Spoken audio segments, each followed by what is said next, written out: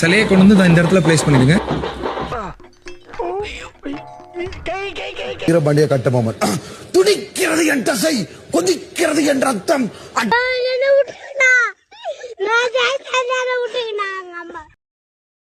எங்களுடன் நாற்று நட்டாயா, களை பறித்தாயா, அல்லது அங்கு கொஞ்சி விளையாடும் எம் குல பெண்களுக்கு மஞ்சள் அரைத்து கொடுத்தாயா?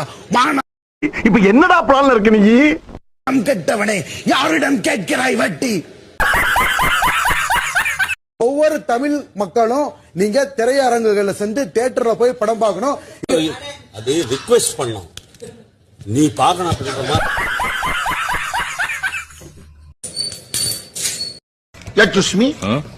அந்த குரங்கு பொம்மை என்ன விலை?